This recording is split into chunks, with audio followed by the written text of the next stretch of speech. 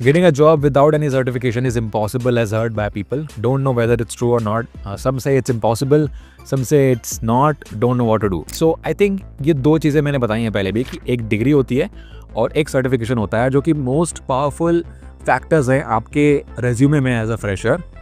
सो दो चीज़ों में ना मुझे ऐसा लगता है कि जो डिग्री है that is more impactful as a recruiter. अगर मैं बात करूँ तो डिग्री को ज़्यादा देखते हैं और डिग्री को स्पेसिफिक हो ये ज़्यादा ज़रूरी नहीं है. हाँ, बीटेक वालों को प्रेफर किया जाता है क्योंकि वो इंजीनियरिंग बैकग्राउंड से होते हैं, लेकिन मैंने बहुत सारी ओपनिंग्स में ऐसा देखा है कि वो सिर्फ ये मेंशन करते हैं कि आपके पास एक टेक्निकल डिग्री होनी चाहिए, आपके पास एक बैचलर्स डिग्री होनी चाहिए आईटी में.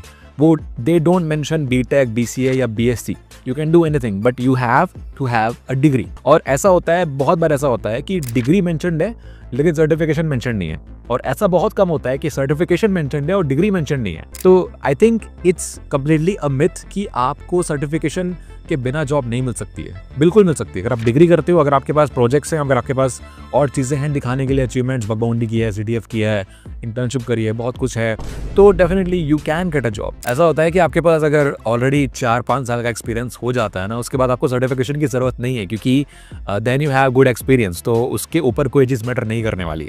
लेकिन एज अ फ्रेशर ये दो चीज़ें होती हैं जो आपको डालनी पड़ती हैं, तो दोनों ही कर लो तो अच्छा है, लेकिन नथिंग इज़ इम्पॉसिबल. आपके पास डिग्री है तो अगर सर्टिफिकेशन नहीं भी है तो you can get lucky, but अगर सर्टिफिकेशन है डिग्री नहीं है तो it's much more difficult in terms of जो ओपनिंग्स अभी हैं हमारे पास मार्केट में.